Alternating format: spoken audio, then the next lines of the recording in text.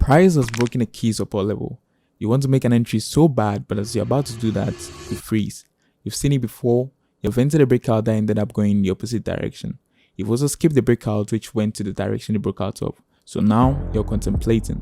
You're afraid to enter because if the market ends up going in the opposite direction, the angel in your head will pop up and start hitting you with "I told you so." You're afraid to also not enter because if the market ends up going in the direction it broke out of, you start smashing your head on the wall for not being brave enough. Trust me, we've all been there. That's why I aim to be your redeemer today by teaching you a way to trade breakouts without panic and without fear, but with a calculated and simple strategy that will even make breakouts fun and easy to trade with, pushing profits to your doorstep. So join me in this video and let's kick the market's path. To make this strategy work, you will need 3 key elements: a support or resistance, the Bollinger Bands indicator, and the breakout. If you're able to identify these 3 on the chart, then you're good to go. For the sake of beginners and anyone who wouldn't mind relearning the key elements I just mentioned, I'll explain them in a clear and simple way that will give you just enough information to help you use the strategy effectively. Let's start with identifying support and resistance. Support is a price level where an asset tends to find buying interest as it falls. In other words, it's the price level at which demand is strong enough to prevent the price from falling further. In basic terms, when price moves down and then pulls back, the lowest point reached before it started the move up is now support. Resistance is the opposite of support. It's a price level at which selling pressure tends to be strong enough to prevent the price from rising further. Essentially, it's the ceiling that the price struggles to break through. When the price moves up and then pulls back, the highest point reached before it pulled back is now resistance. For the breakout strategy, you want a support or resistance that contains significant drives away from it or price stalling at the area for quite a long while.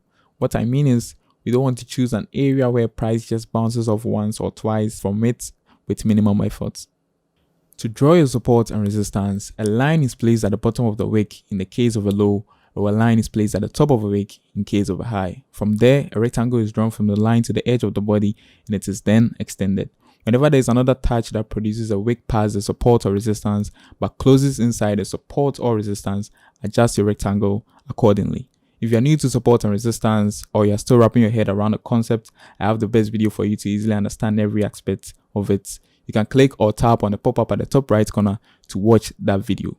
Now, once you can identify the support and resistance, you need to set up your Bollinger Bands indicator. Bollinger Bands is a technical analysis tool used in trading to measure volatility and identify potential buy or sell opportunities. It consists of 3 lines: the middle band, which is a moving average, the upper band, which is a middle band plus 2 standard deviations, and the lower band, which is a middle band minus 2 standard deviations. Don't worry if you don't understand these terminologies. Ideally, Bollinger Bands is used to identify buy and sell opportunities when price touches or breaks out of the bands and then moves in. But in this strategy, we would rather use it to confirm a sell or a buy when price breaks out of any of the bands. We will use the basic settings of the Bollinger Bands for this method with the length 20, with simple moving average as the basic MA type and a standard deviation value of 2.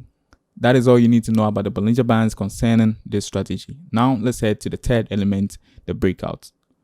The breakout is just when price breaks and closes outside the support or resistance. As simple as that, nothing fancy. In this strategy, we want price to break and close not just outside the support or resistance, but also outside the Bollinger Bands.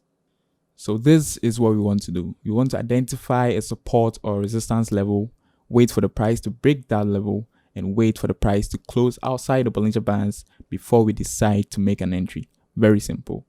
Here is a keynote that will help you to make the journey easier.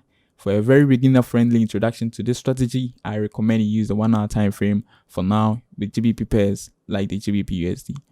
So now we know what to look out for and we know how to identify the 3 key elements. The next thing is how to trade when those conditions are met. In trading with this strategy, there are 2 methods that depends on the trader's preference: the aggressive method and the conservative method. Let's start with the aggressive method.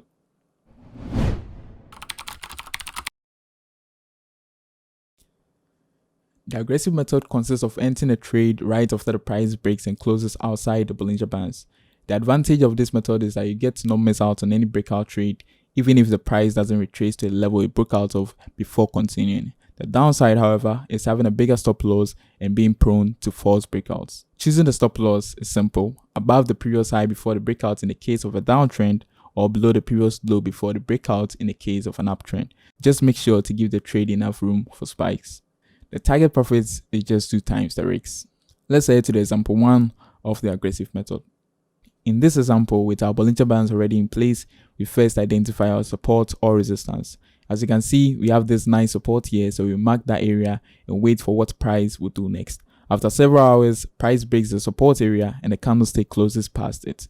We look carefully at the Bollinger Bands and we see that the candlestick closed outside the Bollinger Bands as well. Now we can make our entry. We enter the candle close, set our stop loss above the previous high, and our target profit of 2 times the risk. As easy as that. In example 2, as usual, with our Bollinger Bands in place, we mark the recent support or resistance, and as you can see, we have a strong resistance area here. After highlighting the area, we wait for what price will do. After some hours, price vividly breaks out of the resistance area with the candlestick closing outside of it as well. We then see that it also closed outside the Bollinger Bands. That is where we make our entry, setting our stop loss below the previous low and our target profit of 2 times the risk. Now, I'm pretty sure you understand the aggressive method very well, so let's move to the conservative method if you're a scaredy cat like me.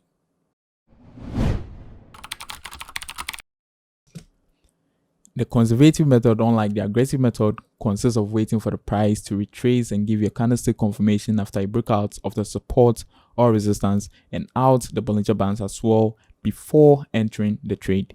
The advantage is having a small stop loss and not usually encountering false breakouts. The downside, however, is missing out on some trades that may end up not retracing after breakouts. The candlestick patterns to keep in mind for the conservative method are the hammer, the engulfing candlestick pattern, and the evening or the morning star. Choosing the stop loss level is the same as the aggressive method, above the previous high before the breakout in the case of a downtrend, or below the previous low before a breakout in the case of an uptrend.